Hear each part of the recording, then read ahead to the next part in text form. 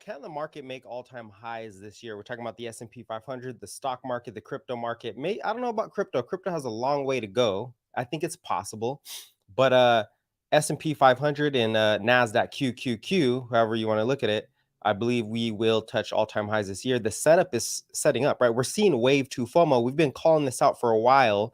If you read our newsletter, if you check out the newsletter, you'll see in the newsletter, link in the description in the bio, that we've been talking about this wave 2 FOMO. Oh, don't get too over your skis. Okay, well, earnings are the next catalyst. Earnings are the next catalyst, and we either bottom in earnings or we decline in earnings overall for the S&P 500. And if we do decline, if earnings come out worse than expected, hey, we're going to pull back in, find consolidation. But if they're better than expected, which the signals are kind of showing us here, then that's the catalyst to take us at all-time highs, because the market is looking forward to, okay, that's the bottom. Let's go higher. We already see it in Tesla. Our margins bottoming. Is guidance going higher? What are we witnessing here, right? So looking into the charts, let's dial in to some of the charts we got here. And first, I want to focus a little. Actually, yeah, let's take a look at these charts. Right, we got a Zoom here. We talked about Zoom yesterday. Zoom is, hey, breaking above that resistance level. It's holding resistance level and it's making new local highs. Zoom is starting to break out. Very big catalyst there. You got the pullback on AMD. Right now, make sure we're here. Yeah, there we go. So point being, someone doesn't want it to be shut down. Let's see, what do we got here? Might be missing here. Oh, by the way, we are on Bluetooth if you want to see the charts. All right. So we do have some negative growth catalyst here. And part of the reason why this market can chug higher, right? Let's go to the S&P. We're at 455. We are just elevated here. This is a FOMO move. This is a huge FOMO, fear of missing out type of move. But it's not like it doesn't have legs. The reason it has legs to continue is because people are off sides. Fund managers are still negative. S&P 500 net negative position is still negative. What that means is there's gunpowder on the sidelines, and even if we do get a pullback, that gunpowder should get released because the economy is also starting to recover, right? We're seeing a recovery, a slow recovery in the economy. We're seeing that inflation is abating. We've got to keep our eye on oil prices because oil could ignite, stickier inflation. And right now, oil is moving up. But for the most part, the S&P is, chugging higher with inflation coming down, with the Fed's balance sheet also coming down, but global liquidity picking up, right? Volatility also gives us that signal. So when I say, S&P to all-time highs, that is based off all the macro starting to turn. The AI narrative is real. The AI narrative is helping. A lot of it is hype, but for the most part, the big companies who've been invested in AI for a while and now are getting to that next generation AI, the generative AI, they're using that to pump their margins. We see layoffs in the banking sector. We see layoffs in the tech sector. We see a lot of layoffs in those sectors, but they are using AI to increase productivity, right? Despite all that. Now, technically, are we overbought? Yes, we are. But coming out of a bear market, look at this is the monthly chart for the Qs. This is the monthly chart. And you know what? I think I can make this bigger on the screen. I guess not. So this is the monthly chart on the Qs. And what we do know, look, we're almost at all-time highs. It's not oversold yet on the monthly, right? That's the bigger time frame that we want to look at. The weekly chart is, I'm sorry, overbought. I didn't mean to say oversold. The weekly chart is a little overbought.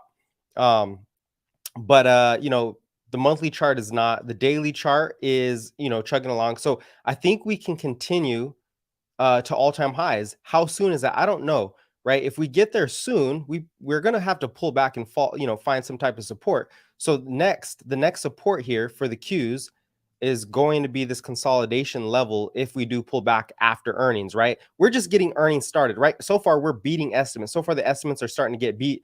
Banks are doing well. I think Goldman might have had a negative quarter. And so we do expect the best to survive. We expect survival of the fittest for this earnings season, right? Who can survive the recession? Who's showing a strong balance sheet? Who's able to retain their revenues despite the slowdown, right? That is the question. And those companies that do are going to explode because they're underweight right now. They're underweight stocks. Fund managers are underweight stocks. Retail investors are jumping in, but for the most part, a lot of people, a lot of fund managers, big money is still underweight. So we're not that far from all-time highs, and we are getting market breadth, right? The Dow is now breaking out. The Dow is now sitting where it was in, what year was this? Or sorry, what date was this? April of 2022. So the Dow is back to a 52-week high. IWM is trying to get there. It's not there yet. Small caps, let me put it that way. Value stocks is the Dow. So the Dow near 52-week highs. Small caps not there. Equal weight on the S&P still chugging up. Okay, we're not to the March highs yet. I think that was the March highs, but earnings is the catalyst. So we're going to keep our eye on earnings, right? Bitcoin's pulling back a little bit. Bitcoin is starting to consolidate above that 30K level. It's right on the level. So, big candle incoming on the next catalyst, right? And now we're starting to get some bullishness in Wall Street for Bitcoin. We're going to read that article about Bitcoin after an 80% rally for Bitcoin. Market experts predict where it's going next. So now the bulls are starting to come in. And this is because the macro is starting to shift, right? The macro is starting to shift. We do have some negative signs here, though. We do have some recessionary signs here, right? Now let's turn to the chart that I am speaking of, the recessionary chart. I'm going to throw that up on the screen. And what this is industrial production. Okay, this is industrial production. Let me get to these YouTube comments. We are on YouTube. So let's take a look at this really quick. Okay, we get this up here. Industrial production finally goes negative. So this is productivity. This is basically one of those growth macroeconomic indicators that tell you where growth is and how economic growth is basically weighing out.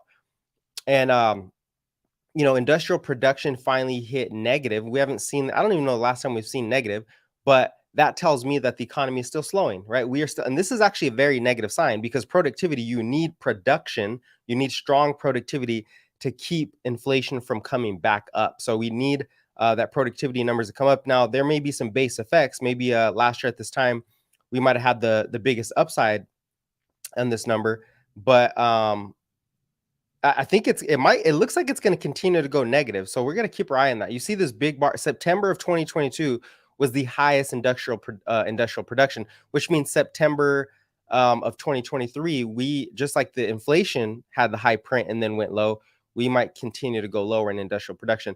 So, but here's the kicker. Here's the kicker for negative industrial production, right? What that also means is that bond yields, okay, let's turn to yields. This is the cost of capital in the market. What that also means is that yields are starting to come down, okay? Yields are starting to come down. And let's get this on the bigger chart so we can see this. Yields are starting to come down, and yields are the cost of capital. Yields, this is the bond market, right? If yields come back down, this is by the way, we've seen the biggest upside move in yields in history, okay? This is the biggest upside move in history that we've seen in bond yields, or in other words, interest rates, or the cost to borrow money, the cost of capital, the things, the concept that fuels economic growth. So we need yields to come back down. And if this is the case, if we get yields lower, right, from this weakness, that's going to fuel markets higher. That's going to become a tailwind for stocks, for crypto, for riskier type of assets. So the yields are coming down, okay? Now, next, what else did we see coming in this week, right? We also had manufacturing production. That was negative. It looks like it's starting to recover a bit. Okay, I'll zoom in. It looks like it's starting to recover, but manufacturing has been also negative. So we're in a rolling recession. Hey, the people tell you we're either in a deep recession or we're not in a recession. We're in this rolling recession. There's pockets of strength and there's pockets of weakness, right? We're seeing both here. And I'm showing you that. Now, the housing market index, this is home builders, their sentiment is still going up, right? So home builders are still optimistic about the market, about the housing market. And we're seeing the housing market starting to recover, not prices, but the builds, right? All the underlying fundamental stuff is starting to recover, although it is, it's not recovering at a fast rate, but it is starting to recover. Retail sales, we got that this week too. And I'm just trying to go over why the bond yields are coming down. Bond yields are coming down because growth is still slowing. Economic growth might be positive, but it is still slowing in some sectors. Okay, so we see those. And then when we jump over to today, we got building permits. Okay, this is building permits in the US, right? This is US building permits. So, real estate permits basically for the most part. and those aren't skyrocketing. Okay, and so growth isn't exploding, right? It's people go, pretty extreme on the narrative. It's not exploding. It's still chugging at the lows. We're still at the low. So if we turn this into a line chart or an area chart, you can see it still looks kind of bearish, right? Building permits are recovering. They may have bottomed in January, but still pretty depressed. Okay, now we go to housing starts, year over year housing starts. So new contracts, right? And these are kind of lagging because, contracts take a while to get signed. And we see new contracts are also starting to recover, right? We had that big recovery in May, and then we came down a little bit, but the economy is expanding. That's what it's telling us. It is expanding, but it's not, absolutely exploding. If we look at the bigger term chart, it kind of looks like we're rolling over again, right? So we got to keep our eye on this. And what this really means is, economic growth is in this Goldilocks scenario, right? And some people don't like that word, where inflation is coming down, still elevated, but it is on a year over year, on a month over month basis, it is decelerating. Okay, inflation is decelerating, and we also have growth starting to recover. So that's kind of a Goldilocks, scenario. Now the real question is, will the Fed keep hiking despite that? And the market is, pricing in Fed hikes. Okay, the market is pricing in more hikes, and it's still moving higher despite that. But for the most part, the Federal Reserve could want to, because they're going to have to start QE at some point, right? They're going to have to start QE. The interest rates are way too large for the amount of debt we've had. The US Treasury just had the biggest debt payment in history. I think it was $900 billion of interest. So we're paying large amounts of interest, which are going to eat into, that interest is going to eat into GDP, right? If you're growing at 2% GDP, which are a lot of the estimates, and the rate of interest is at 2%, well, all the GDP growth pretty much goes, the excess growth goes to the interest payments, right? But our interest payments are larger. We're near 3, 4, 5%.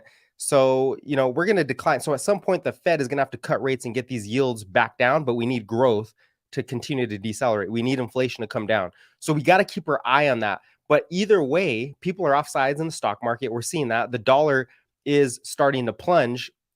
That's a big risk on signal. So we're keeping an eye on that. It is retracing right back to this level. So we should see further downside. And we should see, further downside. Yeah, let me put a little bit of music on there. There we go. So yeah, and then do we see all-time highs though? That's the question. Do we see all-time highs in 2023? Does Tesla get to all-time highs? Is it the catch-up trade? How hyped up are earnings? I'm hyped up. I think I think Tesla's going to outperform on the earnings call. And it really depends if their margins or their guidance are better than feared. We'll see that. What up, Big Man's coming? How you guys doing this morning? If you guys don't mind supporting me on the blue tube, right? I'd like to prioritize your comments over there to get this stream going. Helps me out as a platform. If you enjoy the content, right? So charts over here, but anyways, yeah, I'm looking at Zoom. We're gonna go through Zoom right now. Teladoc, they're all moving up. We're seeing this wave 2 FOMO. That's what I call it. Is this wave 2 FOMO? Wave 2 FOMO. What is wave 2 FOMO? It is the relief. We saw the initial rally, right, on the S&P 500 break above that 4,200 level on a technical level. This was the break of the trend, by the way. We had that break of trend. We had actually, we put this on a log chart. It's not that good on a regular chart. So we had the break of the trend. This was the bear market. The bear market ended in January of 2023, I'm sorry. And then we had a retrace. Everybody got scared. We're going back to the lows. And then we had the banking crisis. The banking crisis actually resulted in more Fed liquidity, which launched the market higher because capital markets had more liquidity. All the recession risks are over. So for those of you who are saying, hey, the yield curve is negative, the yield curve is signaling recession, it's always right. First of all, it's not always right. Second of all, the yield curve predicted the last 2 recessions, but before that, the last 3 following the yield curve inversion, the market actually went higher. And I can show you that chart. Okay, I can show you that chart.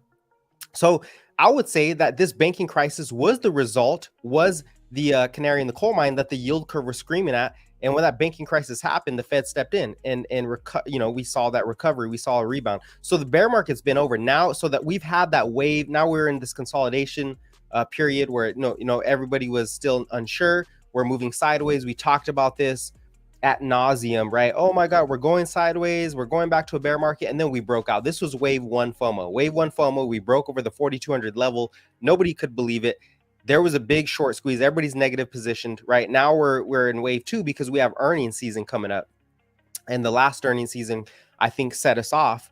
And the debt ceiling debacle was nothing. The debt ceiling really didn't do much to us because the TGA drain really just came from the Fed again, from the money market funds. Anyways, before we get on to that topic, we are getting some nice support. Look at ZM making new highs.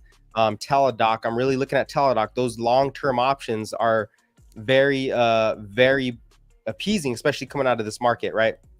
So wave two FOMO, now we're headed for all-time highs. I think we are headed for all-time highs this year. And there's only going to be more FOMO. People don't want to miss out. Fund managers, they're going to have to capitulate at some point. There's rotations happening. Maybe tech slows down.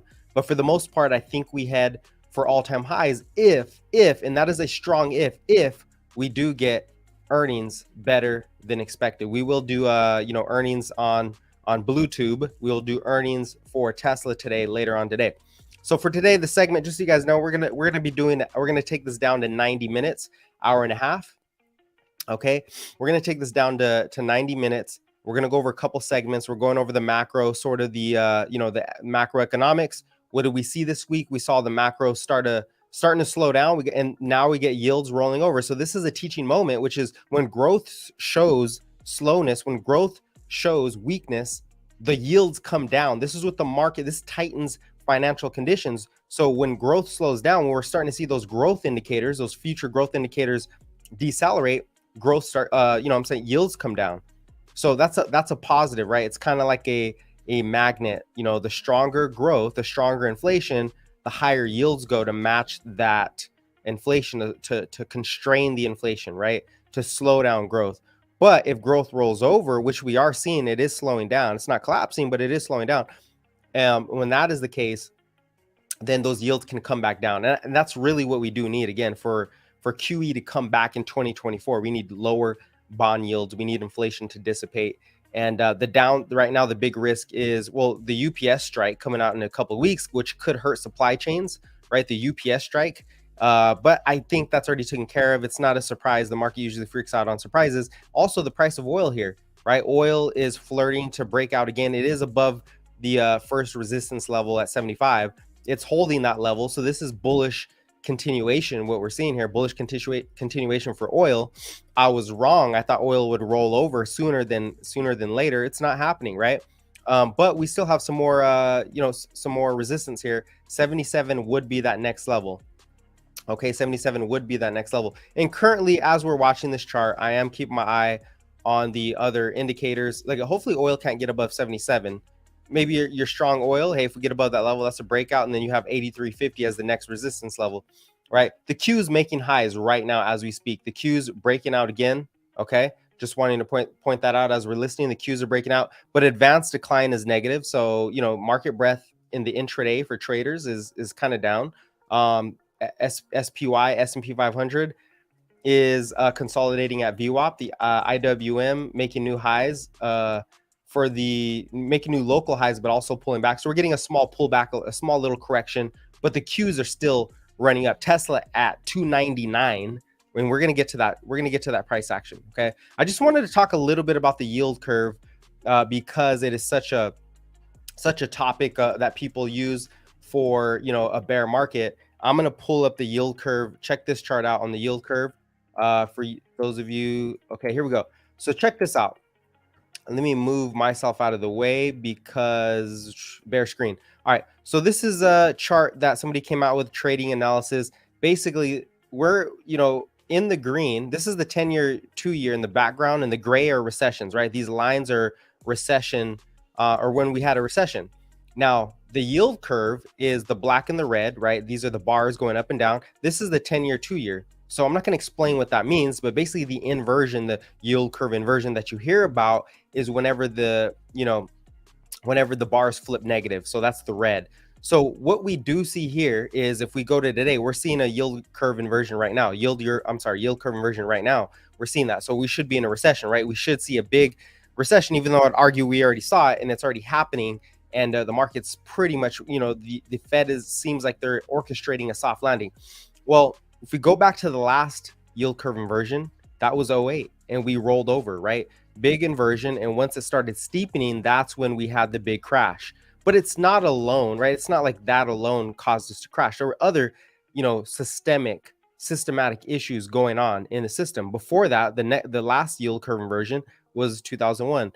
And people tend to forget in '01, not only was technology or .com companies really not earning revenue from the .com name, but also the other point when it came to 2001 is you had a black swan event, right? 9/11, that was a black swan event. So that also was another, downside risk. But before that, if we go back to the late 1980s, we had a yield curve inversion, and the market actually resulted in moving higher. If we go back before that, the last two inversions, the market went higher. So you could spin this, multiple ways. There's multiple ways to spin this, but what we do know is that the yield curve doesn't always result in a deep recession, but it does signal interest rate risk. It does signal because what it's really signaling is that the market and the economy runs off of, and let me take this off, the market and the economy work off of, usually move off of short-term interest rates being lower than long-term rates, right? Short-term borrowing is how you fuel an economy. That is a regular yield curve.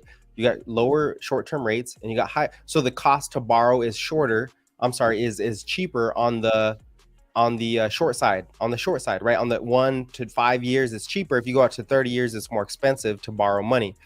But in this case, so that's how you fuel economic growth, right? That's how you fuel economic growth. In this case, it's the opposite. We have it cheaper in the long end and more expensive on the short end.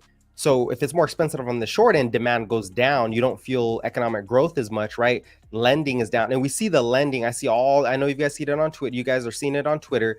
What is it? Lending defaults are happening for automotive. Is it automotive defaults or rejections for auto loans are happening? And those short-term rates are just, 5 years, whatever it is, they're just not happening. So growth will continue to slow. We know that growth is going to slow down. But for the most part, what you're looking forward to is growth sustaining itself from this infrastructure, from this fiscal spending that we're seeing. And that happened in 2017 with the tax cuts, right? But this time it's not tax cuts. This time we're getting something different. So I just wanted to show that really quick, and then we'll jump back over to the charts, to the macro charts. Let's go. All right. So what else do we have? Move index, bond volatility coming back down. Good sign. That is a good sign, right? Volatility for the Qs, for the VIX coming down. That's all a good sign. So yeah, I'm not too worried about that. We do got to keep our eye, like I said, on the oil prices. Now let's jump into a couple assets before we get to that Bitcoin piece. Right, let's jump to a couple of these assets. Look, ARK is breaking out. ARK Invest, Bliss, how you guys doing this morning? Juggernaut, what up, Juggernaut? Thanos, what up, Thanos? Nvidia, yeah. There you go, ZM. I'm in TDOC. Yeah, TDOC looks good. ZM looks good. Here's TDOC. TDOC. Oh yeah. Let me make that bigger so we can see. So Teladoc, right? I've been keeping my eye on Teladoc because the options chain looks really good. And they are going to be using the Microsoft AI, artificial intelligence, to help with their operations, right? But for the most part, on a technical basis, this thing's been consolidating for so long. It's formed a very strong base. Look at this base. Like, I mean, we are on the daily chart here.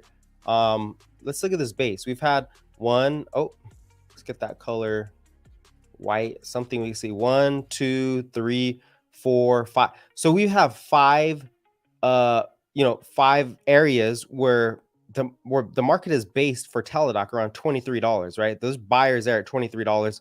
Now we just need to break out of this downwards trend. That's what we're looking like for Teladoc. We need to break out of that. We actually had that break, not just the trend line, but also we want to see a move above the 200 moving average on the daily chart. So we are starting to see that, and yesterday, but we sold off right away yesterday. Okay, big downside move on the S&P. Big downside move. I don't know what caused that. Throw it in the chat if you see it. So I'm just trying to stay patient here because I think we are in wave 2 FOMO, just looking for a really good entry. But Teladoc has some really good long dated options. Nothing short. I know people like to go short, but the more patient you are for the big move, I think the more reward you can get if you can be very patient on this, okay? So Teladoc is now showing support on that trend line, on that previous resistance, which was about 25.50. So the real question is, can we hold above 25.50?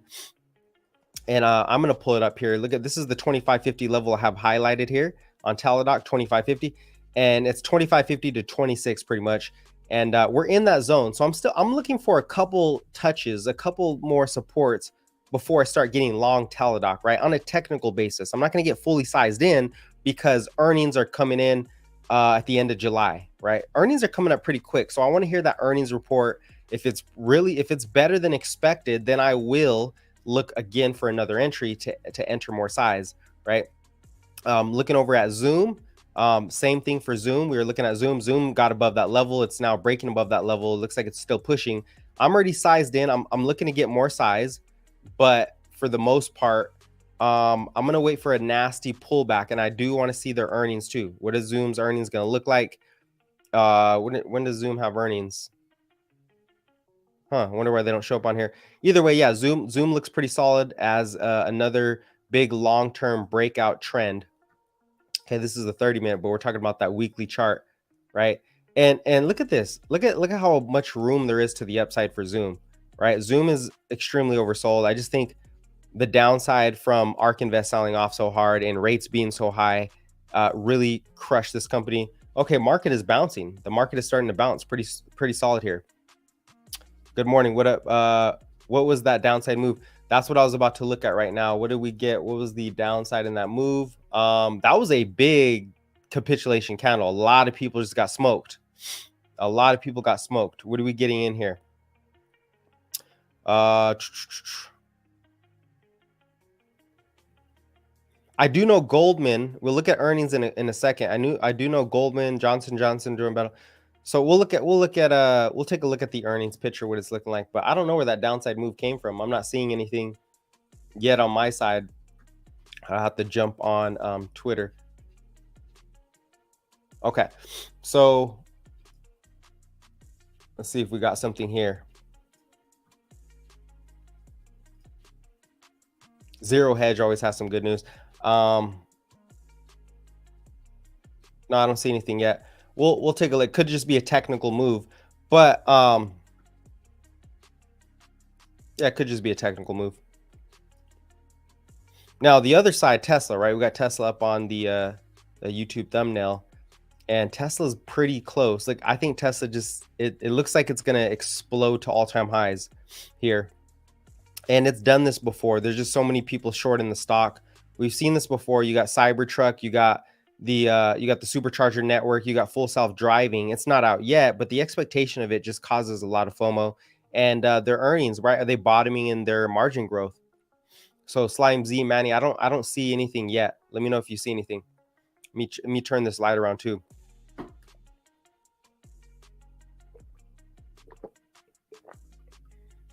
Hey, there's a lot of FOMO. There's a lot of FOMO in the market. I expect there to be some big pullbacks. Those pullbacks are healthy, by the way. You want pullbacks to happen. You don't just want a straight up market, right? You want those pullbacks to happen. I mean, we've pushed up pretty quickly.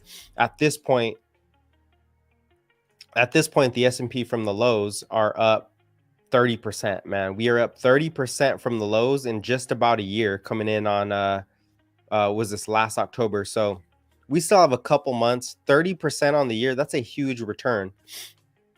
Year to date. If we look from January, if we go from January, we're up basically, this is where we started lifting off. We're up 20% from January. Okay. We're up 20% from the January time. So that's what we're looking at there. Where did that chart go? Chart just disappeared on me. All right, that's fine. Let me turn this light around for YouTube. The lighting is a little off. Hold on.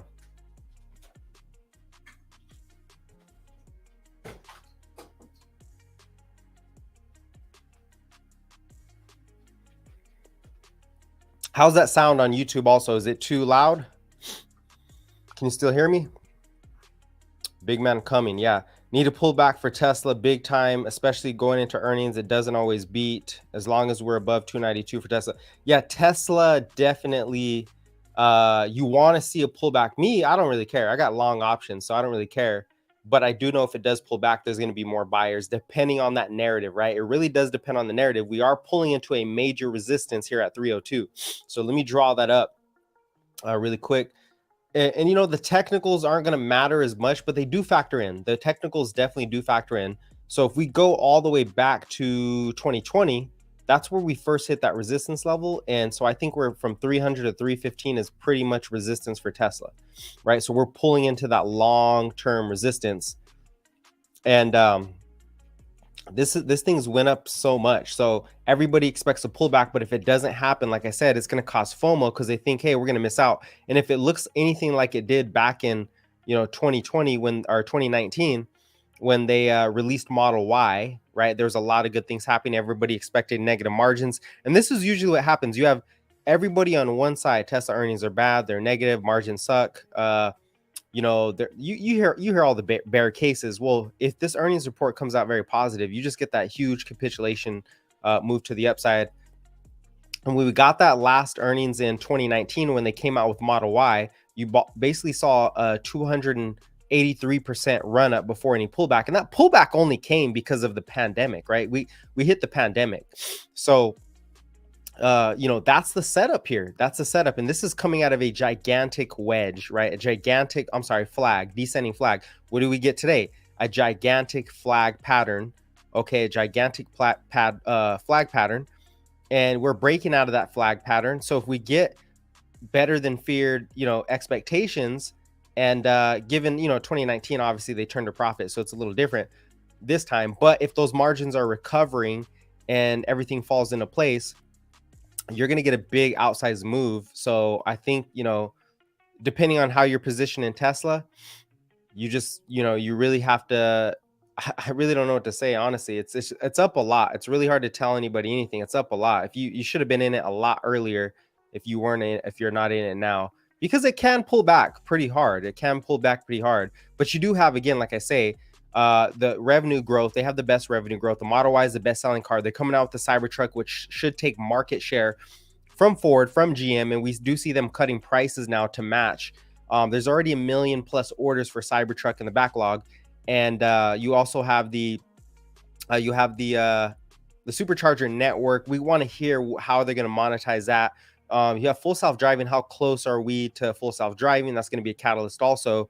There's probably other things I'm missing also, right? There's a lot of stuff out there. The Optimus bot, how that's going to play into the factory. I saw a couple Optimus bots. You see, they use a lot of robotics in the Tesla factories to actually improve the cars. So once they can nail that and use those to automate the system, then they're going to lease out their bots to other car manufacturers. So they're really becoming an industrial an industrial hub for future EV vehicles. That's what it looks like, right? That's what it looks like. We just don't know. So you keep your eye on it. You definitely keep your eye on it. But that's what it looks like for Tesla. This could be the earnings quarter to see that outsized return. And at that point, the price doesn't matter. There's so many people who are offsides in Tesla, fund managers that have to sell Google and Meta because they're up too much, and they can rotate Tesla in there if they needed to. All right, now turning to NVIDIA. NVIDIA's just breaking out. NVIDIA's having a gigantic, it's just chugging along. It's just chugging along higher and higher and higher. So NVIDIA, you have to catch it on one of these pullbacks, guys. If you're looking at NVIDIA, you want to see it on a pullback. For instance, when it first moved up, it had that big gap up right here. It pulled back, and that was your chance, right? But they said, hey, NVIDIA is going to the lows. It didn't happen. It was too strong. Made a new move. Okay, pulled back again. You had to get it there. So now look for the pullback in NVIDIA. This is going to be a long-term good play. I'm not interested because of the cyclicality of it, right? The cyclicality of NVIDIA. I think we could always come back down pretty hard. It's up a lot. Maybe I'm wrong, but I see other better risk rewards like ZM, right? Like Zoom, by the way, pushing up hard now. Here we go. We're headed into that next resistance level for Zoom. All right, this is the resistance from March. This is big because the March resistance on all stocks is going to be very important. The March resistance, that was the following the banking crisis. That's when the market first turned up a lot following the liquidity injections from the Fed, the emergency lending facility, right? That's when that was that March move. All right, so Zoom looks very good, and I will push out some content on the newsletter for Zoom, and also where I'm positioned on that pretty soon here. All right, so yeah, Zoom looks very good position. Now I do want to turn over, if we don't have any questions, let's look at some of these questions. Tesla pullback. Tesla will adopt. Okay, you can hear me good, Manny. Tesla will adopt, overcome obstacles, period. Yeah, they're going to overcome a lot. I think they will. I mean, hey, we're all making bets on this, right? People say, oh, that's not realistic. We're all making bets here. Nobody saw the overall market pushing up this fast. Nobody saw us headed for all-time highs at 4,500. Who would have guessed this? Tom Lee was probably the most bullish analyst, and now he's getting a lot of praise for it. We've been calling this bull market for a while, by the way. If we go over to, let's take a look at what we've been seeing here, right? Weeks and weeks ago, what do we say? Let me zoom in here. What do we say on these macro reports? What is this? Early June? Let me see. Where did we really start getting bullish? Okay, the bulls are in control. May 27th, right? Global liquidity rises. That's when we're saying, hey, global liquidity is picking up. The turn is here. This is where I was like, all right, the turn is here. June 9th, before the market broke out. The short squeeze continues, right? We call the short squeeze extremely bullish. We're staying bullish. Wave 2 FOMO, June 26th. June 26th, wave 2 FOMO. And we've been calling this wave 2 FOMO on our reports. If you're not familiar, wave 2 FOMO, wave 2 FOMO. Everything right now is wave 2 FOMO that I'm looking at right here in the markets. And that's what we're seeing. We're seeing the S&P 500 just elevate, just absolutely rip higher. And there's going to be a pullback. Don't get me wrong, but there will be buyers on those pullbacks. We just saw that sharp pullback right now, and we got that support there. All right, so for the Bitcoiners out there, right, for the crypto guys, we are there's a couple stories that I want to talk about. First off, let's take a look at the Bitcoin price. Okay, what is Bitcoin looking like? The macro for Bitcoin, it's just consolidating, right? We have a couple levels to clear. I think we're going to see a gigantic candle pretty soon to 37K. That's what I see. We see somewhere around 37, 38K, big candle.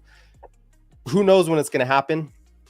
You know, you can never predict these things, but I think we're heading to crypto summer, where we've exited the winter, right? The winter, which is, you know, the whole theme of the winter time. The winter is tough to get past. It's, you know, it's not a whole lot of crops. It's not a whole lot of buyers.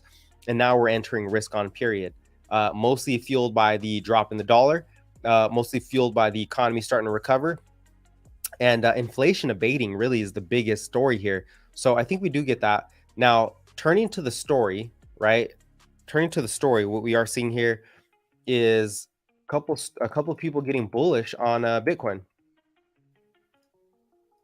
So I want to just pull this up really quick, read this article, see if I can make it a little larger for the YouTube audience. I guess you can't make it that big. I'll put it back on the other one. All right, so after an 80% rally for Bitcoin, market experts predict where it's going in 2023. This came out yesterday, by the way. So people are getting bullish, right? Institutions are offsides on crypto. Now they're starting to get a little bullish. And I still think that regardless of the stock market run up, the crypto bull market's going to outpace this, definitely outpace this by far. Bitcoin made a stunning jump in the first half of 2023, blah, blah, blah. It came in after bruising in 2023. We know that world's largest cryptocurrency slumped over 60% as the market play. We got down to like 75%. Bitcoin sold off 75%. So what's next? Let's just skip through this. What's next for Bitcoin?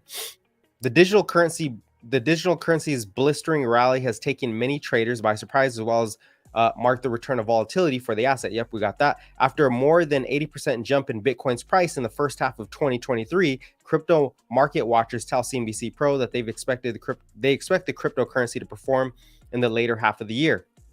Okay, what they missed here is that came on top of the Fed balance sheet starting to go up, because Bitcoin is a liquidity risk asset. So when you do print money, when you debase the currencies, right, crypto's gonna rise. But Bitcoin in general is definitely gonna rise because it's a store of value network, right? The world's top digital currency is trading at 30. We know that. The 5 market experts, okay, whatever.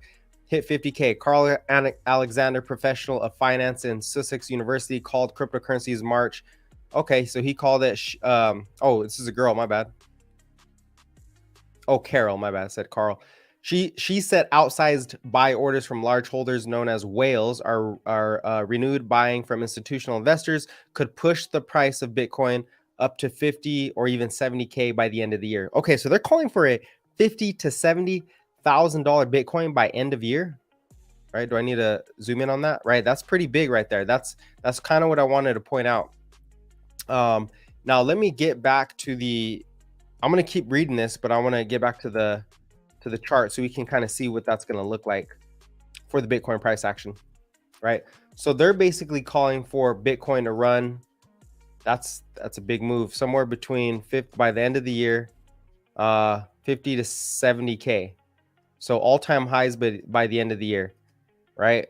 That's the all-time high by the end of the year. I think we do see a lot of all-time highs if this narrative continues, if we keep getting, if the Fed starts to pivot. And that's really the question. When will the Fed start to pivot, right? Do they really want to collapse, or they just want to get inflation down enough to start QE this year or the beginning of next year?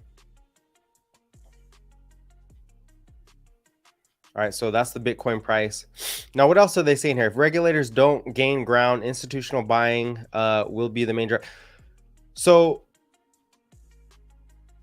we are getting the Bitcoin ETF should get passed. That's been the narrative to kickstart the bull market, right, out of the bear market.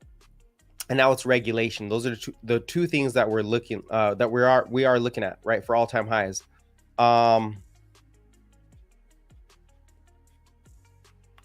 By the way, Binance is now, they fired a lot of workers, and now they are implementing what is it? The Bitcoin Layer 2 network. Can't remember what it's called. What is it? Bitcoin Layer 2 for, like, that's where you buy coffee with Bitcoin. The Lightning Network, right? They're implementing the Lightning Network over there at Binance now.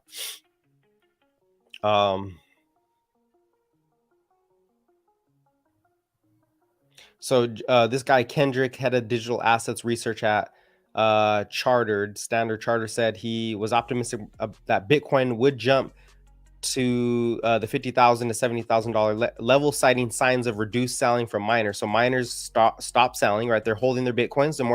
The selling pressure is coming down because they're anticipating that their coin. Why do they sell their coins if they're anticipating the price to start getting pumped by these institutions by the beginning of the bull market? So you're getting less selling pressure, and more buyers start to move in. That's going to push price higher. So in Q1 of 2023, which was, obviously this year, the 12 largest miners, which account for about 20% of global Bitcoin mining, okay, the 12 largest miners, 20% of the Bitcoin mining, sold 106% of minted or mined Bitcoin stockpiles.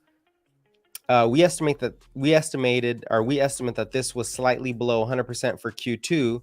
So rolling into Q2, they're selling less. All right. However, if the Bitcoin price rises to around 50,000, which we expect by the end of 2023, the share of newly mined being sold should fall to 20 to 30%. Okay, so basically a roughly 80 to 70% reduction in selling pressure from these miners, right? From these miners which is about 20%.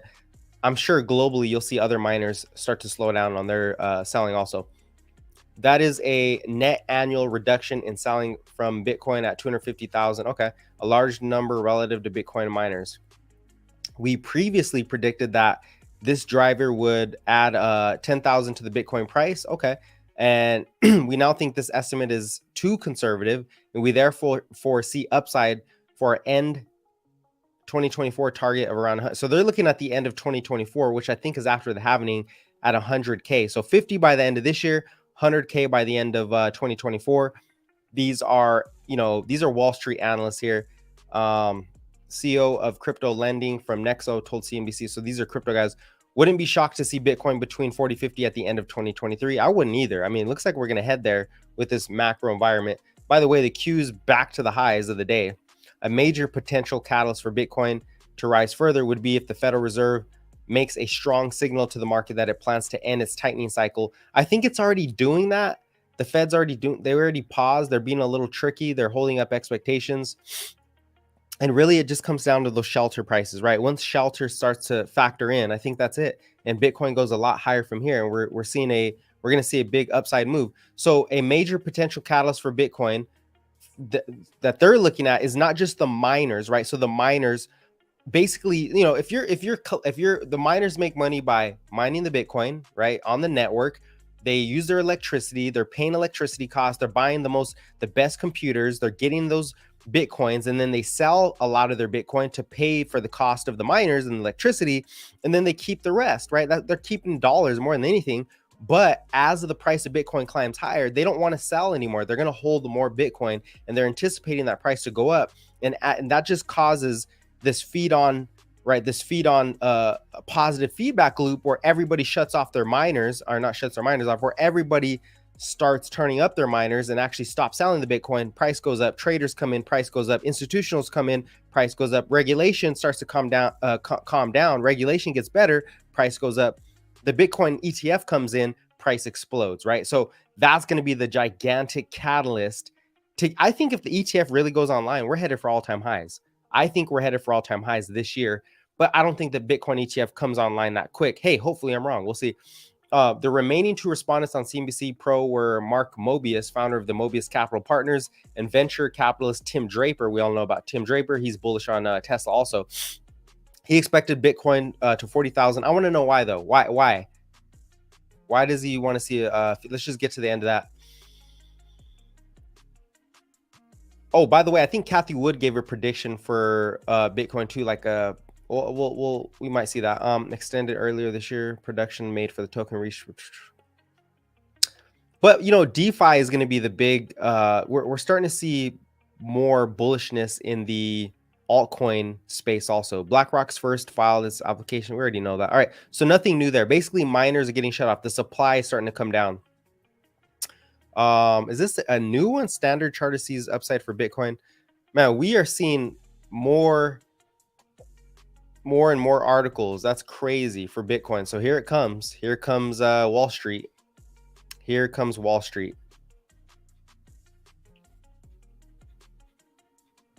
Here comes Wall Street. Just want to make sure we finish that off, that note. Wow. All right. So anyways, back to the market. That's Bitcoin. Now, another coin, obviously, you know, we're bullish on is Chainlink. Here, we're very bullish on Chainlink. And what we are starting to see, look at this consolidation. You never get this long of consolidation for with a really sharp catalyst. That's a nice little pattern there. What you could do is call this a giant wedge. Hey, SPY, not SPY, but what is SPY looking like? Qs just hit all-time highs, not all-time highs, 52-week high, another 52-week high for the Qs. So you got this gigantic wedge here forming for Chainlink, and we have a lot of catalysts. They just you know, they have now CCIP, cross-chain interoperability, and the real catalyst there is connecting all central banks to the blockchain, right? Allowing all blockchains. Web3 is about connecting all the blockchains for DeFi, for metaverse, for stablecoins, for you know, for all those, you know, all those things that you can think of when it comes to Web3. They all need to be connected, and you can't connect all blockchains, by the way. You just can't do it, but now you can. CCIP, cross-chain interoperability via Chainlink, allows you to connect all blockchains through their Oracle networks. So that's a huge catalyst. Plus, you're getting the Swift network using that, right? You're getting the Bank of New York Mellon also using it. So banks are asset managers and banks are using this because there is so much demand for digital assets, and they want to interoperate. You heard Larry Fink talk about tokenizing everything. Well, in order to tokenize everything, you need an infrastructure that allows you to tokenize and interoperate with the blockchains, and the blockchains interoperate with themselves from the real world to the blockchain. And that's CCIP. That is Chainlink. So you should see, I think this is the most underrated crypto on the market right now. I know XRP made a big move. I don't know, you know, XRP is pretty big too, but we'll see how it plays out. I'm not an XRP hater, but that was a big move on XRP following that regulation. How much did it move? Basically 80%. Okay. XRP's been consolidating up here for a while. Wow. Okay. So we'll see how that plays out. But my bet is that Chainlink outperforms or becomes one of the most underrated. Oh wow, we're getting the bond market really start to pick up right now. I just barely started to peep this out. TLT is starting to pick up. I know I'm shifting gears here, but when I see those prices change, it tells me that risk assets are starting to turn up a little bit, because as these bonds go higher, let me take this off.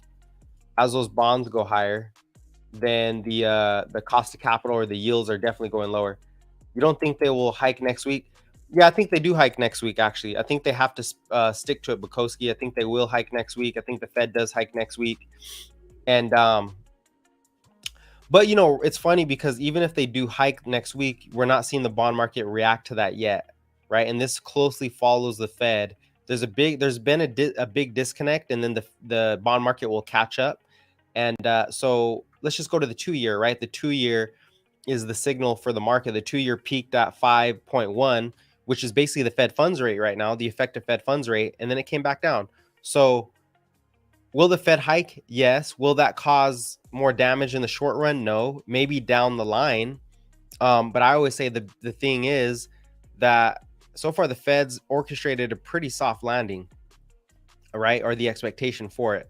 So my thing is, if something does break, the Fed can quickly reverse course. And something already broke and they reverse course. The banking system broke, right? The regional banking system, not the entire banking system.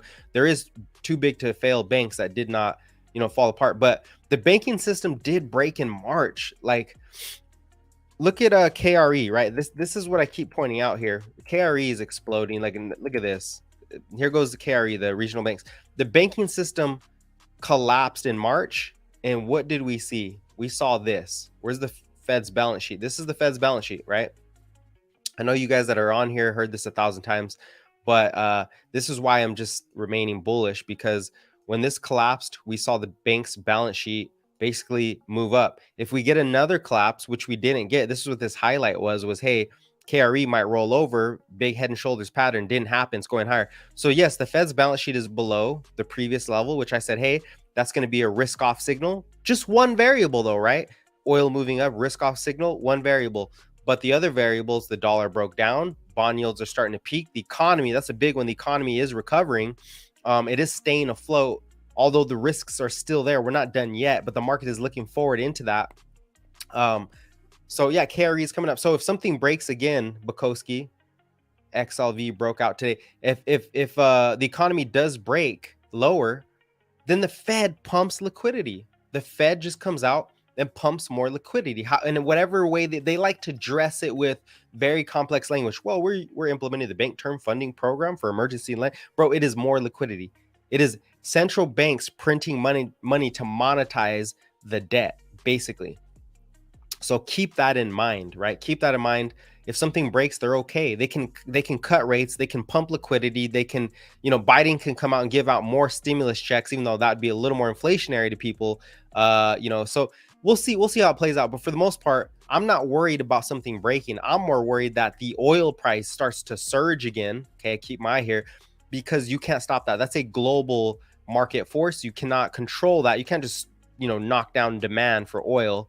But we do know China is still slow, right? They haven't recovered yet, even though they are back to printing. They haven't recovered yet. It takes a while. Even if they print a lot of money, it goes into capital markets first, and then it hits the economy later, and then that oil price might go up. So still keep my eye on here in the oil price, right? And you said what? XLV, the Lightning Network, yes. So yeah, the Fed probably does pump XLV. Let's take a look at XLV. I have it on here. XLV is what? This is healthcare, the healthcare sector, right?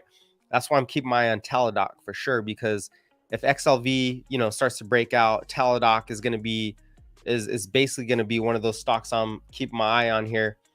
You see Roku looks good. ZM, it looks very good. ZM's already at 75. It's already breaking through that next resistance level. Goodness, I missed the ad there. That's okay. I'm staying patient here. I want to wait for these Tesla earnings to see what happens. Teladoc looks pretty good, though. It is holding in that range. It is above 26. Look at those 2025 calls, those leap calls. Those leap calls look very juicy if you can hold for a longer period of time. If Chainlink gets as big as XRP, then it's a 10x. Exactly. And Chainlink has much more fuel than XRP for the global banking system, right? That's a 10x from here. I really want to be conservative because I don't want to, like, pump it up, but I think Chainlink easily jumps back to the all-time high, right? From here, the all-time high is, we're talking up 500, 600%. I think we go to 100 for sure as we hit this, I think we hit 100 for sure which is a doubling from the last price. That's a over 1000x return. That's a 10x. That's a 10 bagger. That's what I'm calling this. The easiest 10 bagger in crypto right now is Chainlink. This is the easiest 10 bagger because it has a real use case. It's actually being used and it's changing the world. TCP, the whole internet was not connected until you got TCP, right? The internet was not connected. Now the whole blockchain ecosystem will be connected through CCIP. And that's not just, this is the internet protocol smart contract network, right? It's the internet connecting all smart contracts to all banks and to all, anybody who wants to use a smart contract, whether it's for supply chains, whether it's for financial services, whether it's for betting and whether it's for weather. This thing literally scales, CCIP scales to all economic activity. It scales to all economic activity. And that's why I'm so bullish on it, because it has a huge scale to it. And it is working. It's the best Oracle network by far. Everybody's using it. Okay. Very bullish on that. And the more I learn, the more that the news comes out, the more I'll keep you guys informed on it, how it's, working out. I'm not saying go all in on Chainlink. I'm just saying, I think this is the most underrated crypto project, underrated because it has such a big use case, and people just don't understand it because it is complicated. I gotta ask my brother, hey, what does this mean? How do we interpret this, right? He's a computer software engineer. Most people just hear Dogecoin going to the moon, they just buy it. Shiba coin going to the moon, they buy it. That's it. That's all there is to it. Not much use case. How volatility still falling, right? Volatility is falling in the crypto in this thing. So let me let's see. Let's check out my Twitter. I think I had I think I might have had some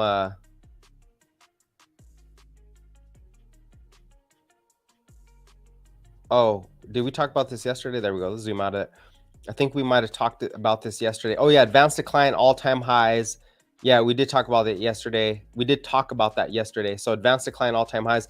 Now, this was the other thing I was saying. This is why the Fed will have to keep printing, because right here is basically the federal government's expenditures. Well, this is their interest payments, right? Biggest interest payments of all time. And they can't keep this up because this is going to eat into GDP. This will eat into GDP. So all that spending that Biden has been doing, right? All that spending that we've been seeing from the Biden administration. I know people say that's so negative. He's spending too much. They make it so political. It doesn't matter. You think Trump would not be spending right now? He'd be doing the same thing. He just, he wouldn't spend he'd be spending differently, but they're still going to spend. There's no way out. You have to spend in order to keep the economy afloat, right? And so what I'm saying here is when we look at the spending, this is why the interest payments are so big. You have all this liquidity, right? All this fiscal policy happening. And I know I put this in a video. Infrastructure bill, 1.2 trillion. CHIPS Act, 280 billion. Inflation Reduction Act, which is going to flow into Tesla, right? We're going to hear those tax credits today on the earnings call, how that affects price. And this is what, 391 billion, however you want, it's relative. And then he's doing more stimulus, 42 billion for high internet speed initiative, another 39 billion for student loan debt. Now that was already kind of priced in, so I don't think that's really that big of a deal. But for the most part, what I'm just saying is he will keep printing. The guy can barely stay awake. You think he's thinking about inflation? No, he's not. He's thinking about, how do I get more votes for the next election so I don't get fired, right? So my family does, so them boys don't come get my family. And I'm just playing. But yeah, Biden for sure I think he's just going to keep stimulating, especially because we're seeing the economy slow, right? We've already seen that. We've already said the economy is still slowing. So he's going to do what he can. He's going to do what he can to keep that, to keep the growth coming, So in order to monetize that debt, you need the Fed to, in order for those interest rates to come down, you need bonds to come down. You need the cost of capital to come down. So I should have went to that. But those bond yields are the interest payments, the interest for the payments of the debt that he keeps spending, the bond yields. So how do you get bond yields down? You buy TLT, not literally TLT. You buy more US Treasuries. you buy a bunch of US Treasuries. So how do you buy US Treasuries? Well, none of us can really buy a lot of US Treasuries, but the government can, the Fed can. And when the Fed starts buying those US Treasuries, that's going to be and I think they don't start doing it until 2024. I could be wrong. I don't know. I really don't know. Right. Which is why we are week to week, month to month, keeping track of the macro, the policy, right? The housing market, growth, inflation. We're keeping track of this on this channel, the technicals, so that we have a very clear picture of what's ahead of us. And still, we don't know exactly what's going to happen. But the more context we have, the more probabilities and correlations that we measure, and then we take a bet, because you always take a bet on life. Every time you drive, you take a bet you're going to be safe, right? You put your seatbelt on, you drive in the lane, you don't drive too late at night. There's certain things that you do to make sure the risks are in your favor. And that's what we're doing here on this channel, is to keep the risks in our favor.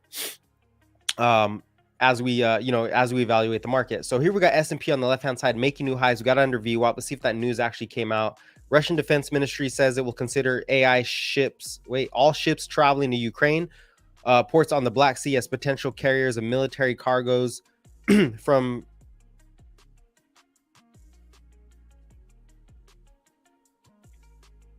I don't know. Maybe that wasn't it. It doesn't seem too bad. Judge rejects. I'm sorry. No, that wasn't anything serious. I was trying to figure out what that big pullback was on the S&P. Not sure. We are headed into earnings though. All right. So what are we at? We're at an hour. We got about 30 minutes left before the stream is over. So get as much questions in as you can. Get the questions in. I'm going to answer your questions, guys. I'm going to answer your guys' questions as we're here. If you want to know what I'm invested in and where I'm at, I'll show you. I'll be as transparent as I can, where it doesn't hurt me too much, right? If you want to see where I make my thumbnails, here we go. Oh, you guys can't see that.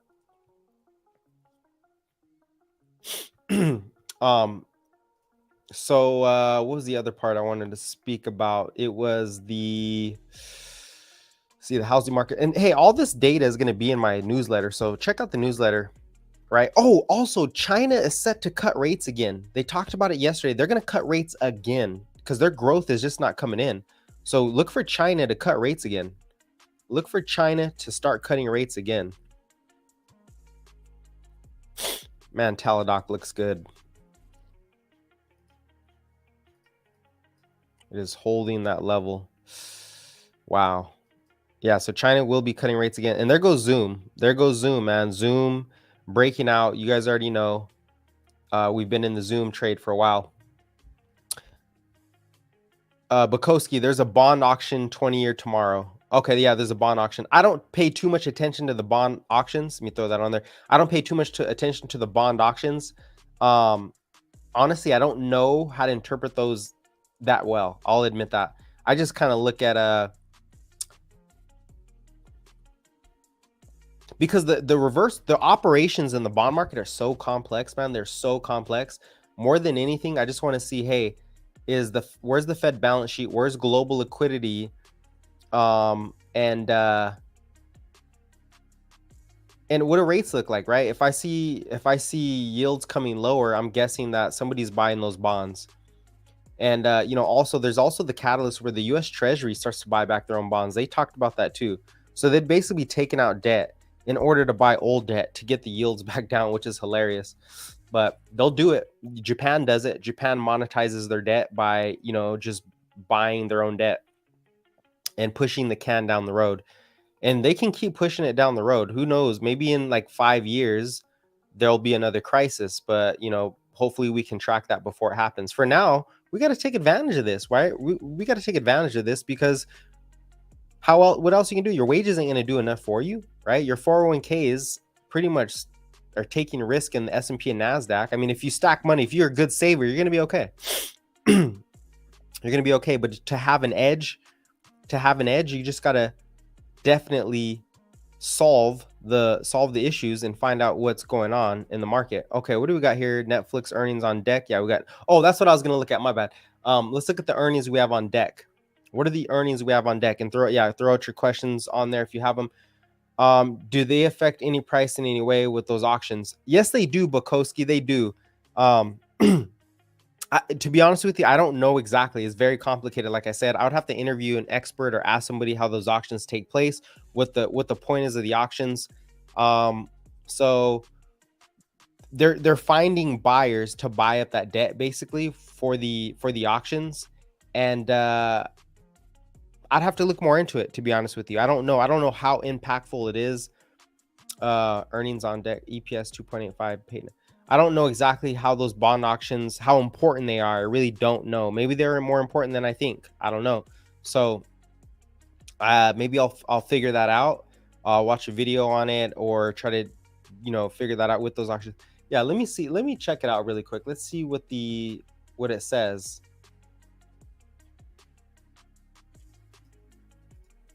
I'm just looking for when the Fed starts buying the U.S. Treasury. That's going to be the big signal for me. All right, so today we got, what do we got today?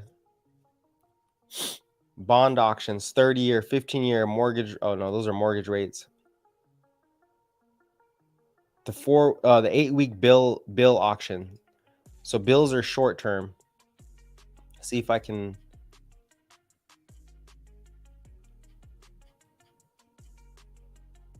Yeah, this is like interbank government maturity. I don't know. I really don't know how big those are. They do bond auctions every single week, pretty much every week or every month.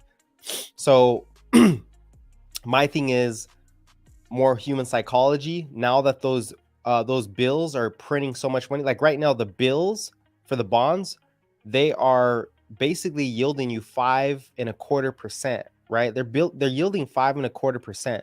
So what that does is that creates 5% of extra liquidity in the market, and that's either going into the economy or it's going to go into risk assets. So I just look at it and say, hey, there is liquidity. There is enough liquidity. Money market funds giving you 5%. Well, what are people doing with that 5%? Are they saving it in cash? Is it smart to literally use your cash to yield cash and hold cash? Probably not. Maybe a little bit, maybe to spend, but for the most part, I don't think so. I think they're going to buy assets that are going to appreciate into the future. That's my bet, right? Do I know everything? No, I don't know everything. And I'm also a speculator here. But so far, we've been right for this entire cycle. And the thing we've been wrong about is yields making new highs, and that was a risk-off signal. But what we did miss was the AI stuff. The AI narrative was very strong, very stronger than we thought. It came on quick. So technology at the end of the day trumps everything, right? Technology trumps everything at the end of the day. Okay, so earnings. I keep messing up on earnings. By the way, I will come back on during the Tesla earnings for CNBC. The earnings call, I'm not sure if I want to do the hour-and-a-half earnings call, but we may be like, I don't know. What do you guys want to hear? Dimaj, you guys want to hear the actual earnings call, or do you guys want to go through the earnings call or the just the earnings report? Because those are going to be two different things, right?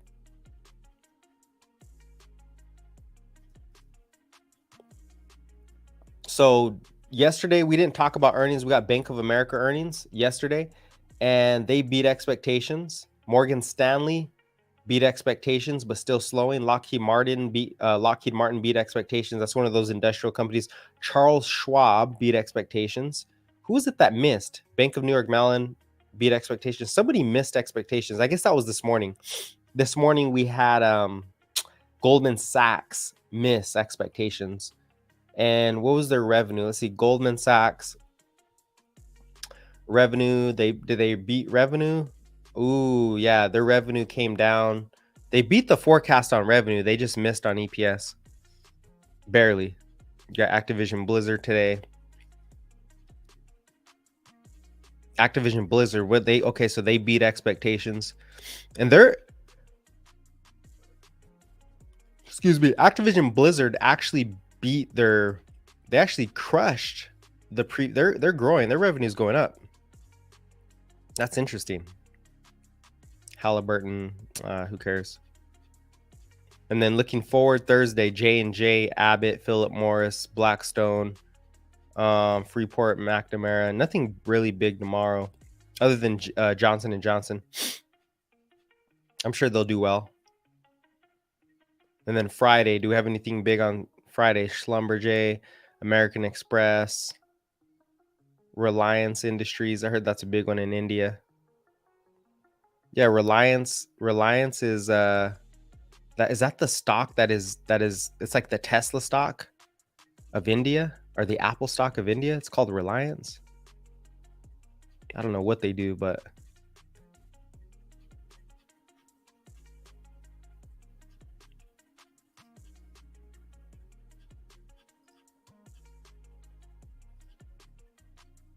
is that what it is? Reliance Steel in India. I guess they're a solid company. They do steel. I'm not familiar with them. Reliance Steel Company. I'm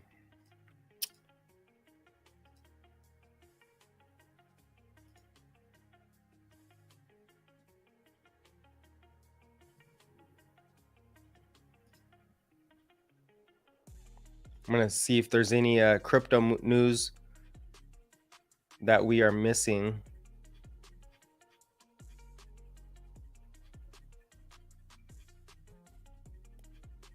I don't know if that's true. Ethereum ICO whale moves 116 million ETH to Kraken. Usually that's a sell signal. Who knows if it's real?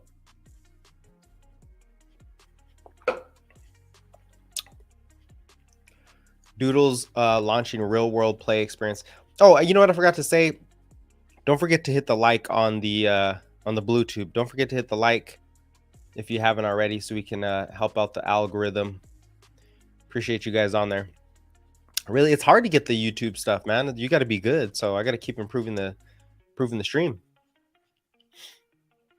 Got to keep improving the stream. Constellation Browns don't care. Genesis. Oh, but yeah, again, like I said, we're gonna start these streams, just so you guys know, at 10:30 Eastern. We're gonna start with that. I'm gonna keep adjusting things to fit best, right? Because so much news comes out early, and I want to be a little more prepared. Unfortunately, I don't live in the East Coast, so that would mean I'd have to get up super early. East Coast, the market opens at 9:30. Here it opens at 6:30. So I got to be up extra early, and I usually got to get my small little workout in. Housing starts, building permits. Yeah, those came down for sure.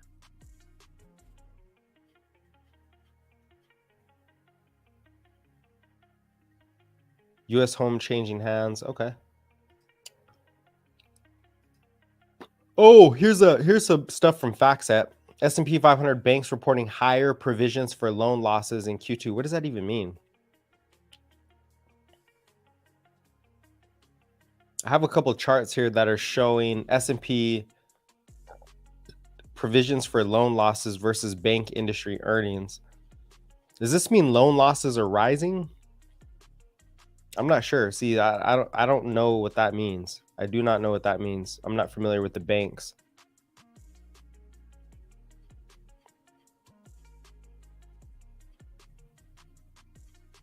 An increase of 150%.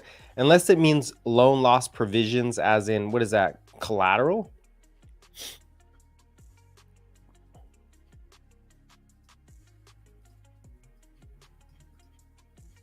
Yeah, let's look that up. What does that even mean?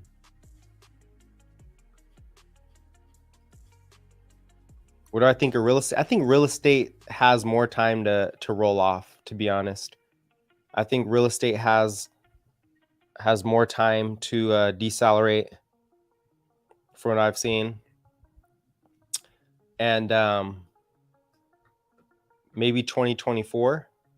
I'm not a real estate guy. I actually do have a real estate video if you want to check it out on the YouTube channel with art. And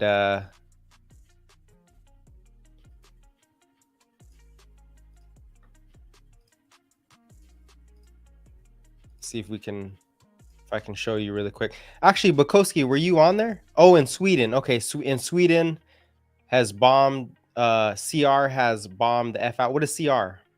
Commercial real estate. Yeah, I'd be cautious with that. And the big move is, oh, this guy's bullish on home builders. The big move really for real estate is like for commercial. There's not going to be a whole lot of commercial real estate demand, because think about it. We're moving to a digital economy. We're communicating businesses. We're communicating through a lens, right? We're in the virtual economy. It's been happening for a while. and the socialization of it will continue to happen. Not to say nobody will ever meet up in person, but it's just cheaper, faster, and more convenient. So I think commercial real estate really rolls over the next couple of years. I don't think it's really going to have a whole lot of demand. Now, for real estate, for housing, I don't really know that backdrop. I see a lot of deflation in housing. If you do get these productivity booms and gains where you can 3D print a house, and consumers demand smaller houses, not as big of houses, and the secular trend starts to move, housing prices could actually go down, and real estate properties may not appreciate as much as we thought they would, because you're bringing more supply. We always hear that, right? There's not enough supply. There's not enough supply. Well, if you increase that supply of commercial real estate, and if you do increase that supply of commercial real estate or residential real estate with these new technologies, right, that create construction, they're using AI, they're using, robotics, Tesla bots, whatever it is. Now, I know I'm looking far into the future, but you're going to be able to create way more supply of housing at a cheaper price. Therefore, real estate actually falls in value, right? And so you're looking for, so I don't know. That's just a theory. It's just a theory that I am thinking about going forward. Not to say it can't be profitable, but I think real estate is more for preserving wealth and leveraging the banking system to preserve your wealth. And, they don't go up as much as stocks or other riskier assets. But what about U.S. Treasuries? U.S. Treasuries give you a risk-free yield, and you don't have to buy properties. You don't have to do all this. So I think U.S. Treasuries are probably a better asset at the lows than housing. If you go to TLT, it yields a certain percentage per month, so you could live off that yield. Although the difference is a U.S. Treasury is going to be more volatile than the housing market. It is going to be more volatile, but U.S. Treasuries, you don't do anything. You just collect the yield, and you collect the yield. It is what it is, but you can't leverage. The thing with commercial real estate, you can leverage the banking system, right?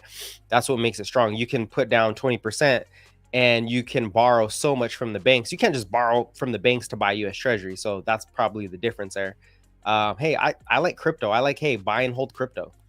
You hold Bitcoin, I mean, you're up 1,000%, right? Bitcoin is the best performing asset on the planet for the last 10 years, not even close, yielding 150% a year on average. That average will come down, but it's still the best performing asset. Ethereum right behind it. So I say, hey, work your job, do what you got to do. Building a business is not for everybody, right? Entrepreneurship is not for everybody. Collect your interest, collect your payments, save your money, invest that money.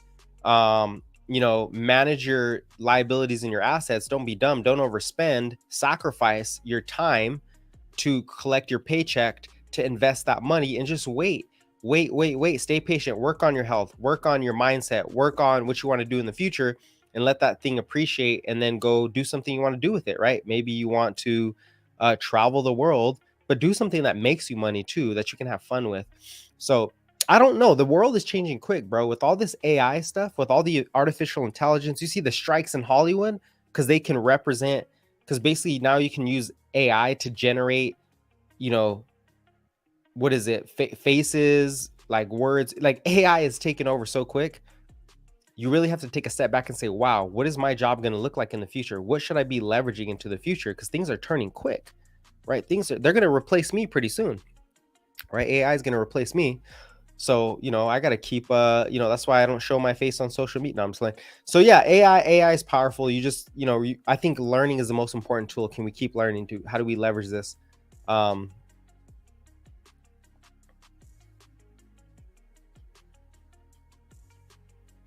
Yeah, writing scripts, everything, Hollywood turning AI. And they're going to do it. It's cheaper. It's faster. It's less complaining. So, of course, Hollywood's going to turn to AI.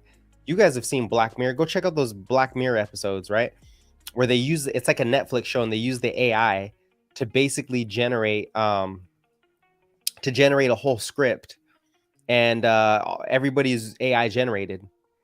And you can write your own story instantly. Like it's just way faster, cheaper. And as much as you say, oh my God, I hate it. Well, we watch it every day. We're using AI every day. Our phones, we're stuck to our phones every single day. And we talk smack about technology, but we use it every day, right? So it's just the changing in the world. How are you going to adapt is the question. How are you going to adapt? Where are your boundaries? How do you benefit from it? Oh, Carvana is Carvana really exploding from that debt deal? CVNA. Oh my goodness, big gap up on Carvana. Now Carvana is short squeezing like no other. Man, we were talking about Carvana back in when it was at like 14 bucks. This thing is up 300%. Imagine if we would just held the shares. I wussed out, I'm not gonna lie. I wussed out. I knew there could be a short squeeze, but you know, who knows?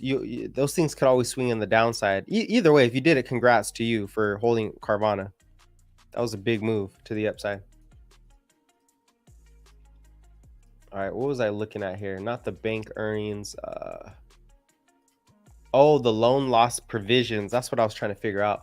Provisions for loan losses, also known as loan loss provisions or allowances for credit losses, are accounting entries made by financial institutions to cover the potential losses arising from loans or credit exposure. These provisions are set aside as a precautionary measure to account for potential loan defaults. Okay. So is that a good thing or a bad thing? It sounds like a good thing. It sounds like there's just more collateral to cover, so their collateral is rising for the banks. Sounds like collateral is rising for the banks. Dang, man, Carvana is moving. A lot of people took risks there. And Carvana did have a nice setup too. Nice little breakout setup for Carvana.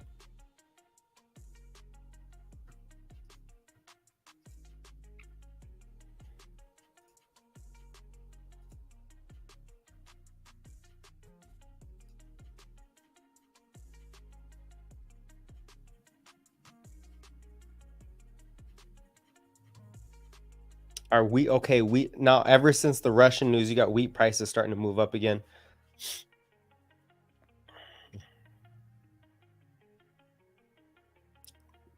Wow.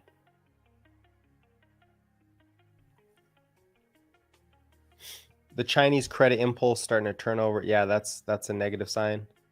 Got to keep track of the Chinese credit impulse global stock markets 1 month return. Hang Seng.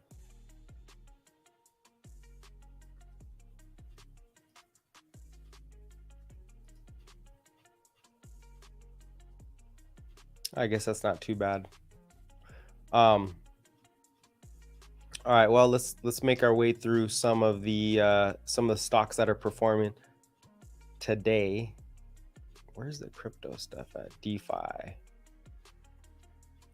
Oh, hey, this is all over. This just came out right now. Chainlink launches. You guys are, just so you guys know, you're gonna hear me talking about Chainlink a lot going forward, because yes, I'm bullish on Chainlink, and it seems like now the news is starting to hit what they actually do, and you're gonna see a lot of Chainlink. I'm gonna tell you guys right now, you guys are gonna see a lot of Chainlink news. Is this the next big crypto? Watch, it's gonna come out on all the news channels, whether it's Altcoin Daily or Pompliano will start talking about it. CoinDesk will start talking about it. They're gonna start talking about Chainlink. I've seen this happen before, except for this protocol. I think is the real deal, not just some hype. Chainlink launches cross-chain protocol to bridge blockchains with traditional capital markets. So you're bridging traditional capital markets with the blockchain. That is huge, right? That is huge news. So I'm going to read through this. You're going to hear about this over and over and over. Dominant Data Oracle Chainlink launched its cross-chain interoperable protocol, CCIP, on its mainnet today. The early access phase supports Avalanche, Ethereum, Optimism, Polygon, Matic networks, with the CCIP also adopted by DeFi lending protocols Aave and Synthetics. Aave is lending and borrowing, right? Decentralized lending and borrowing. And Synthetics is like options. You think about, leveraging options. Synthetics is basically you could trade any stock, any commodity, any asset in the world on the blockchain. But it's a synthetic asset. It's a copy of it, and it's going to be faster, XYZ, whatever. So you have that too for Synthetics on the blockchain, and you're basically taking away the market makers. That's the cool thing about Synthetics is we all know the market makers are much faster. They know our orders. They can see everything. The blockchain is fully transparent, so it's more of it's an even playing ground. That's why synthetics has such a strong thesis to it, even though the development of it is really complex, right? But this Chainlink network, Chainlink is the CCIP is going to allow that to optimize. It's creating efficiencies in the DeFi space. Chainlink says that the same security model that powers price oracles, which are designed to be flash loan attack resistant. Flash loan attacks are something that has attacked a lot of the DeFi networks and kept DeFi from growing, and able to withstand other commonly threats is behind the protocol. CCIP aims to become the TCIP of finance, says Sergey Nazarov, the TCIP. And if you're unfamiliar with TCIP is what the current internet runs off of to connect everything. Co-founder of Chainlink referred to the core architecture of the internet created nearly 50 years ago. CCIP creates a standard communication system between different chains in the public blockchain sphere. It will be used to connect DeFi applications with a number of other chains. These networks will get the benefit of an immersed security system through their newly created active manager networks. Okay, I know this gets kind of complicated. And the focus isn't solely on cryptocurrency. That's a good thing, right? If crypto markets fell apart, Chainlink would still work. It would still interoperate with the financial system. That's why I like it, because that kind of de-risks the future, which is, okay, well, let's say crypto didn't work. Let's say DeFi doesn't work. Let's say it's just Bitcoin. Well, it doesn't matter, because CCIP still is a use case for every single entity on Earth. It's still a use case as a Oracle network, right? And as we talk about it, maybe you'll learn more about what that actually means. I'm still learning about it too. These things move really quickly, right?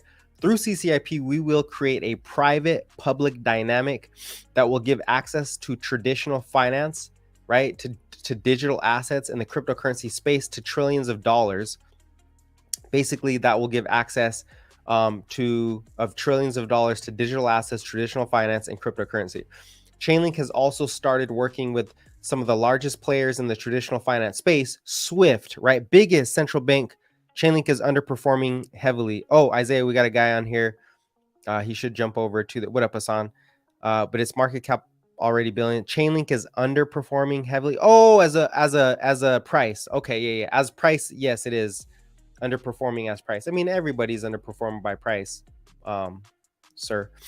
But yeah, you're right. This is the opportunity, right? If it's underperforming by price, that's your opportunity. Tesla was at $100. Nothing changed. The Tesla company was much better at 100, and it exploded. Now it's at 300, right? So that's a good signal if price is down, but the actual network, the fundamentals are strengthening, right?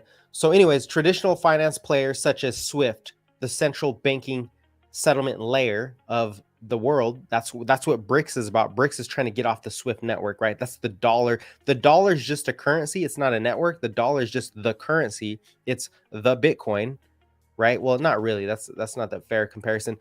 But the dollar is the currency, but the currency needs to actually be on a system where it can navigate. So think of it as if you have gold, you got to put the gold, like if you're doing commerce and you have gold, you got to put that gold in a vehicle so that the gold can actually travel to said country to trade certain goods or whatever. So the Swift network is the vehicle for the dollar to basically transact between other central banks. So what we're looking at here is Swift is now adopting a tool. So let's say you have a vehicle. Well, you have regular EV vehicles. You have regular gas vehicles. Now you're adopting EV electric vehicles. Well, that's what Chainlink CCIP is. Oh, Swift is adopting a new type of vehicle, which is CCIP, in order to do the transactions across chain. So you got the Swift network. You got BNY Mellon, one of the biggest. Citigroup is using this. BNP, I don't even know who that is. This also comes amid BlackRock's sudden and strong push for the Bitcoin ETF market. Also, the tokenization of everything is what they talk about all the time, right? The tokenization of everything is what, and this is key, man. When you hear this narrative, the biggest CEO, the biggest asset manager in the world connected to governments, right? They're basically government pockets here. And they're talking about, and this dude is literally giving us the signal. He says we're tokenizing everything. That is the future. You need Chainlink. You need an Oracle network for that to come to fruition. You don't need it, but the probability that that happens, that you need Oracle, is very, very close, right? Again, this is not certainty. These are probabilities. These are theses, and I think it's going to play out this way. All right. This will give banks access to real world asset tokens, right? So talk about tokenizing real estate. When you talk about token NFTs in general, they all need oracles. They all need a blockchain to communicate with the real world, because NFTs don't communicate with the real world by themselves. Blockchains don't do it. You need an oracle network. Allowing them to engage in blockchain space or a plethora of ways, or having been crypto since 22. This is the first down cycle where the banks continue to remain interested because their clients want crypto through their institutions. Other cycles were totally based on token price, right? This time they want it. This cycle is based on their clients consistently asking them to get involved in crypto. So clients, now you got demand for the institutions. This is real demand coming from the actual clients versus coming from, random people. All right. So basically, dude, the demand for crypto is real now all over the planet. We know it. You guys hear it all the time. Forget the bears, forget the downside. They can talk all day, but this development is still happening. Okay. So you can be optimistic or you can look down on it. It doesn't matter, because the future is here. The future is not going to change. Anyways, what up, Hassan? I see you in there. We're just talking about Chainlink. The same as TCP. So remember, that's what connected the entire internet as we speak. The internet we use today was connected by TCP, managed to unite the fragmented internet. CCIP will unite a fragmented global financial system, right? That statement right there is why I'm so bullish on Chainlink, because it is going to connect the global financial system through blockchain, right? Through blockchains, creating transparency, trust, efficiency, right? I mean, I know it's, man, not much else to say. That's because it's hard to understand. What is that? What is a blockchain? What is a CCIP? Blah, blah, right? Not to mention, you have the potential. Not to mention, you have the potential for zero knowledge proofs. That's going to be a big thing in the future if people pay for it. And you have proof of reserves, which is very needed. I don't even know why we don't have them. We should all be having proof of reserves, which is any type of reserve, like any bank that you use. You want them to have the reserves, right? You want to be liquid. Oh, this thing hasn't been plugged in the whole time? No way. Hold on. Let me plug this in before my phone dies. There we go. Dang. What a loss. So you got that. Now we are at the 90-minute mark, so I'm almost done here. Throw out your questions if you have any. Just going through the Chainlink protocol there. We are looking at S&P 500 here on the left-hand side. Let's do a little bit technical analysis here. Is that too quick of a change? I switch it up a lot. So here comes the Chainlink, basically, is what I'm saying. Here comes the Chainlink monster. DeFi lending protocol sturdy, finance hit by exploit over 750 drain. Exactly. All these DeFi hacks happen because of lack of security, and that's what Chainlink brings to the network, is actual security. All right, so that's right, technicals. What are we looking like here on technicals?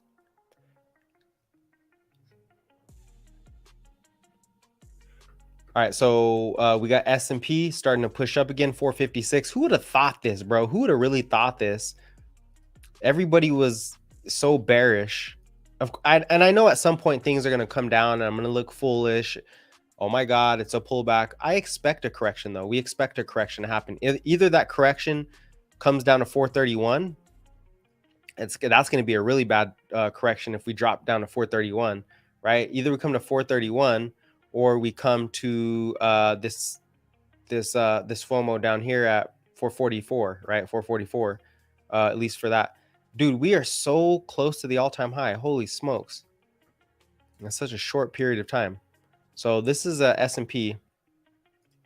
What do our technicals look like as we head into earnings? 455. It looks like 455-ish is going to be that next resistance zone. Okay, let's look at AMD, left-hand side. Very sharp pullback. This actually might be where I always think about adding on here. We might add here. It's had these big sharp upside moves, and then it comes back and supports. What level is this? 117. It's holding 117 as we speak. That's not bad. That's really good.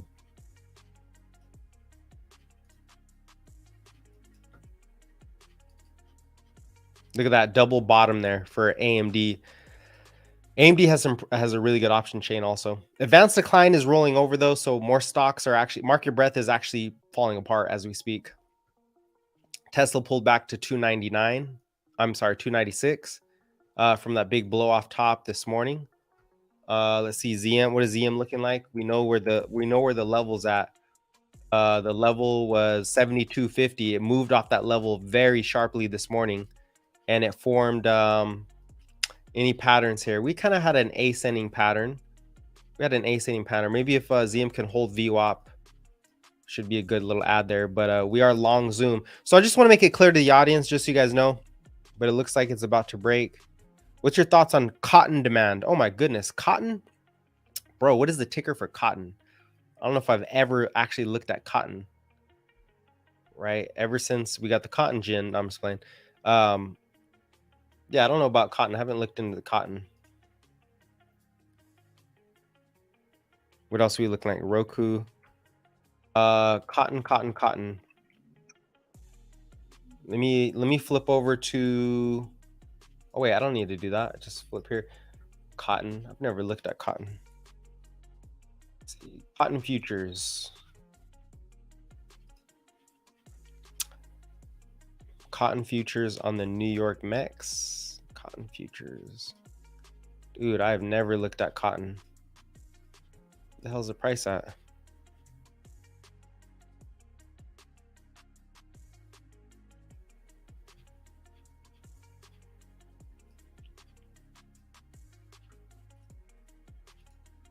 Let's see, cotton. Oh, that's, I mean, the price looks pretty, dude. I don't know nothing about cotton, to be honest with you. I don't understand what moves cotton. I'm not an expert on cotton. Technically, looks like it is bottoming for sure at like 85. All-time high was what, 165. I see the trade you're looking at there. It's starting to get above that 200 daily moving average. It does look like it's going to break out Bukowski. Cotton looks a lot like Chainlink. Maybe they're related. No, I'm just playing. But yeah, cotton. I've never looked at cotton. Maybe I should add that to my commodities list. Cotton futures. Hey, there's a there's a huge resistance at 96 for cotton. I see that. But yeah, I don't really know much about cotton. Man, Roku always makes these, always has these patterns here. It always forms these patterns.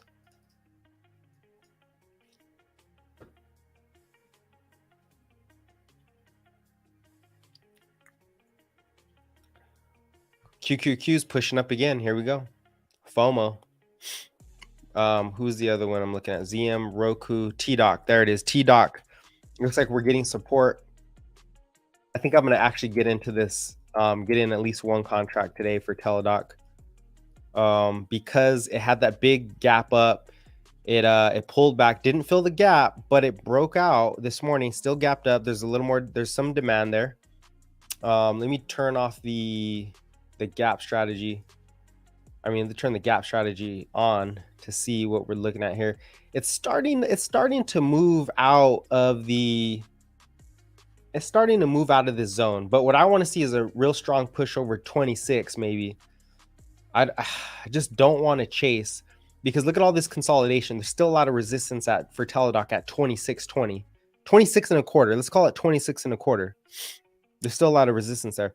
There's a guy I watch on here on YouTube. He has walked through about commodities. Okay. Yeah, I'm definitely not a commodities expert. I'm learning. I'm open to learning about it, but I'm not a commodities expert. I'd say I'm not really an expert of any one thing, but definitely, you know, definitely a variety of things. Maybe the thing I'm best at is just technical analysis, and really guessing. I feel like I'm good at guessing or I think I'm better at guessing what the future is going to come, what the future is going to look like. Who really market psychology. When Tesla sold off in 2019, I thought it was a great opportunity because I saw the disconnect. Everybody was like, oh, Tesla's terrible. Elon Musk is in court. I was like, dude, that doesn't change the fact that their vehicles are getting better. And this is an emotional reaction to the stock price, right? So I feel like I'm better at that stuff is psychology of the market, not so much understanding the super in-depth details of the fundamentals, right? I just want to see, do you have revenue growth? Is it better than the market standard? So technical analysis, macro analysis, stuff like that. Looking at the big picture is my expertise. But definitely when it comes to commodities, I would say copper is kind of obvious. You get infrastructure builds. Oil is the easiest commodity to track. It's pretty obvious. It's pretty clear because energy is the thing that we need the most often, other than food. And he talks about copper too. Cool. Yeah. I don't know much about that.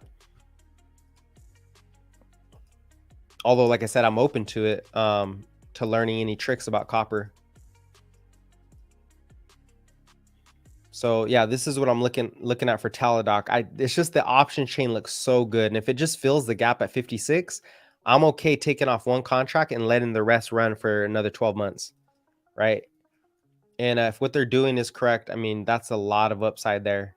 That's a lot of upside for Teladoc.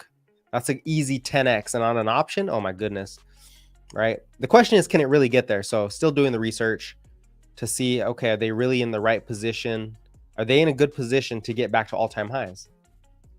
And I think the ETF that we're using for the proxy is, we just started looking at the ETF yesterday, XLV. Yeah, XLV. So we're taking a look at XLV. It looks like it's starting to break too. XLV looks like it's starting to break out. It is getting above its previous local high, which gives us a little bit of breath. XLV, well, I'll put on here XLV. Right, here's XLV. This is the ETF, the healthcare ETF. So if we do draw, look at, we are starting to break out a little bit. So we are breaking that downtrend currently. And then also we're testing the previous high, right? We're not holding above it yet, but we are testing those previous highs, which on the ITB. So this is the clearing of this level is where I get, where I'm like, all right, Teladoc, this thing should start catching some more momentum as we go forward. Oh yeah, copper is a good forecast for recession. It is true, except for I think the copper forecast already happened, because we sold off on commodities in 2022, and that was the recession. You want a bunch of recession indicators together. So we did get a recession in commodity, in goods, right? Copper is more for goods, and copper does a lot of stuff, electricity, but there was a lot of manufacturing and goods recession. We kind of muddled through that. Globally, China had the lockdowns, so I think there was a global, because copper isn't just for one state, right? Copper is going to signal for multiple countries, and you did get a recession in China. You did get a somewhat technical recession here in the US and some other countries. So I think the signal already passed for copper. I think for the most part, I think actually copper goes higher from here as we head into QE.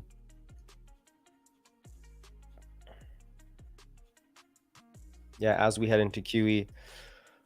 All right, so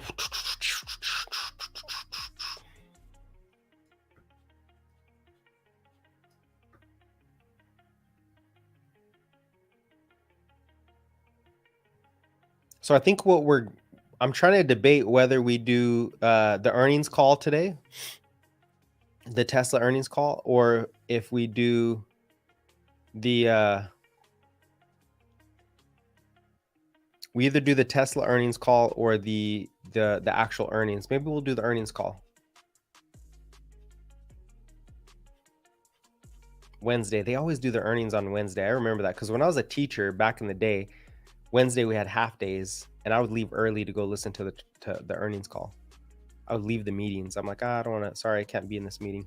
Be listening to the Tesla earnings call. Very interesting there. So that's XLV. Anyways, Another biotech that I would be looking at too is CRISPR.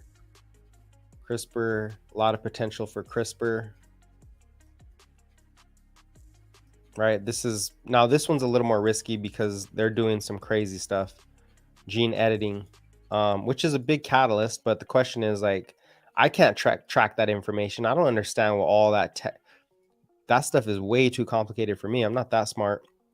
So you just have to trust it. And I don't know if I can do that, right? But CRISPR has a lot of potential. CRISPR is doing, if they succeed at what they're doing, I mean, you're able to cure diseases from this company, and that's a lot of upside. You have to get, I just don't know how to gauge it though. I don't understand the research. I read into it, doesn't make sense to me. You're really just trusting the people that you listen to. There goes Tesla rolling over finally.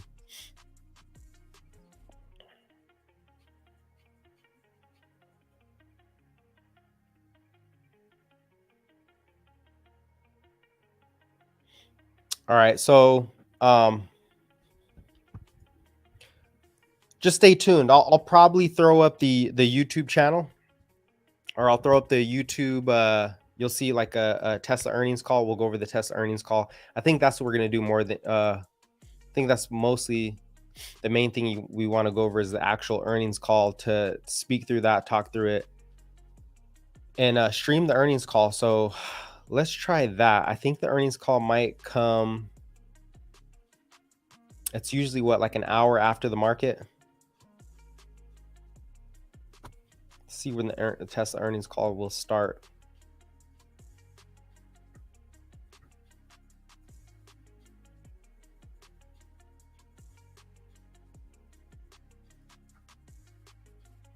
Q selling back off.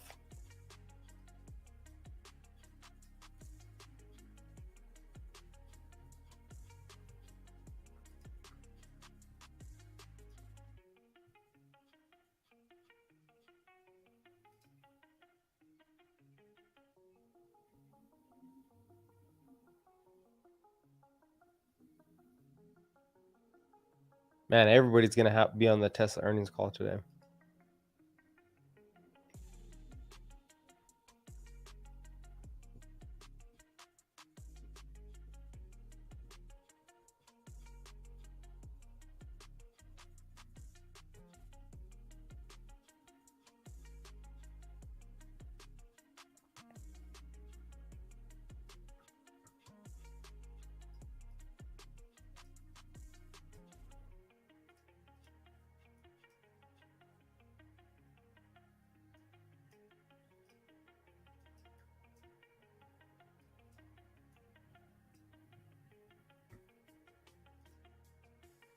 All right, so yeah, let's aim for that. Let's aim for the Tesla's earnings call. I'll have it on YouTube today.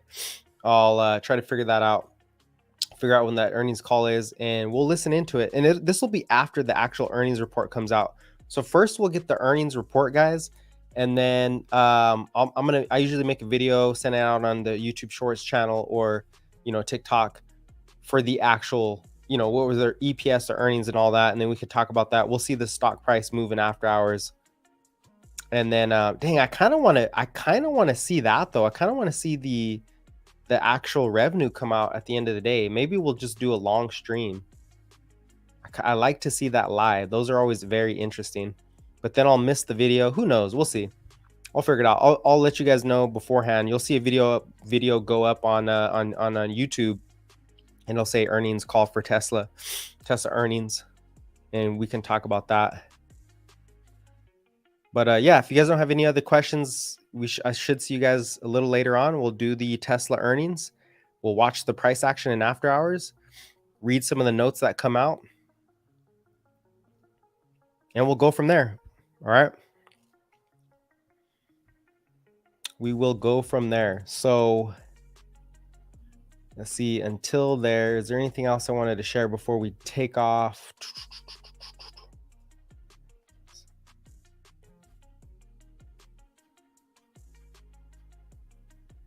Yeah, I think that's it. All right, guys. Well, hey, thanks for joining. What time do you cover the earnings? I don't know. I'm trying to figure out when. That's what I was trying to figure out, when the earnings will come. I'm thinking the earnings will come because the market ends at what? Obviously, it's like 4:30. I'm thinking I'll come on sometime at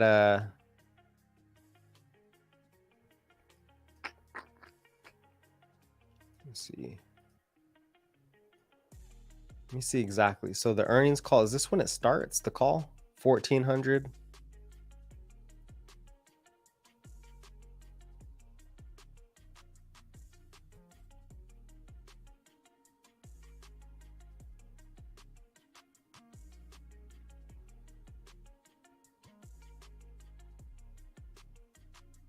Something doesn't seem right here. Hold on. Just don't want to be off on the time. Market opens at 6. Did the market change on us? No. Oh, this is because it's a 30-minute chart.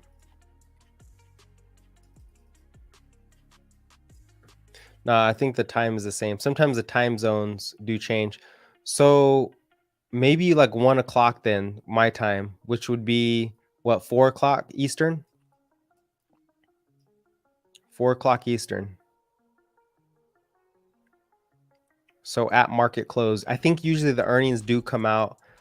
And then after the earnings, you have how much time before they start?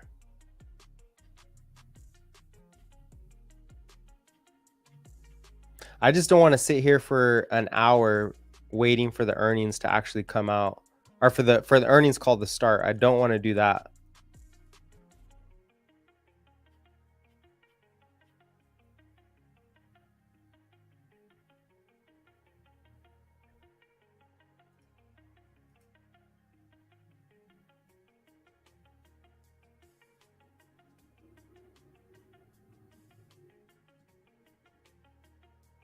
So it looks like at 1, maybe I'll jump on at 1, and then the earnings call should start,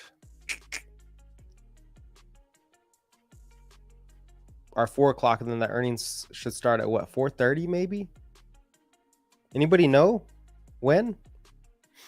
For now, I'll just say 1 o'clock. Let's just do 1 o'clock. Or I'm sorry, 4 o'clock. Market close. So I'll jump on at the market close, and then we will go through the Tesla earnings. We'll see it live on CNBC, talk about it. And then I'll decide from there whether we actually watch the earnings call, or whether we get on the earnings call or not. We'll decide that, okay? Let's just do that for now. All right, you guys stay blessed. I'll catch you at the end of the market. Have the broadcast up. End of market. What up, William?